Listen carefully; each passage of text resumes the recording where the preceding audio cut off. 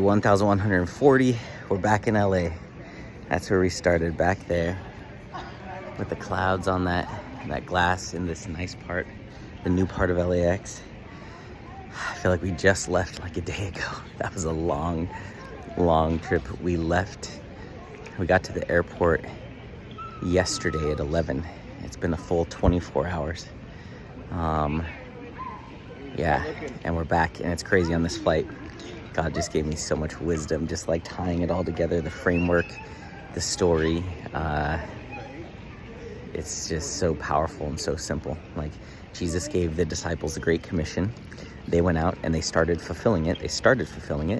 And then they all died, and the Great Commission was started, but it wasn't fulfilled. And the baton is being passed to us. It's now our responsibility as believers to fulfill the Great Commission, because the Bible says that Jesus won't return until the gospel is preached to all the corners of the earth. And so that's our job now. And so we all have a collective calling, which is to go and make disciples of all nations to fulfill the Great Commission. But how do you do that exactly? So we have a collective calling, which is fulfill the Great Commission, but we also have a unique calling of how do you actually do that? And that's where the framework comes in. So, yeah, really powerful. I have this whole and just realizing that when Jesus gave the Great Commission to the disciples, he was declaring war, because we're called to preach the gospel and then baptize them and then teach them, which is really what we're doing, is we're recruiting them.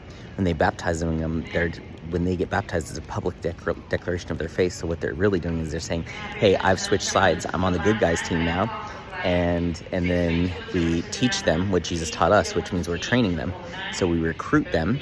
They declare they've switched sides. Now they're on the good guys. And now we train them to be warriors to go and fight the darkness in the world. It's crazy. So when Jesus gave us the Great Commission, he declared war on hell. So legit. That's why we aren't just believers, we're warriors. So that's about as much as I can get out on 3 hours of sleep. So, but that's good enough for now. We're gonna go back, pick up my mom's stuff from my apartment. She's gonna move into her new place. God just lined it up perfectly. It's crazy. She didn't have a place to live when we left, and now she does, now that we're back. And so she's gonna be moving in today.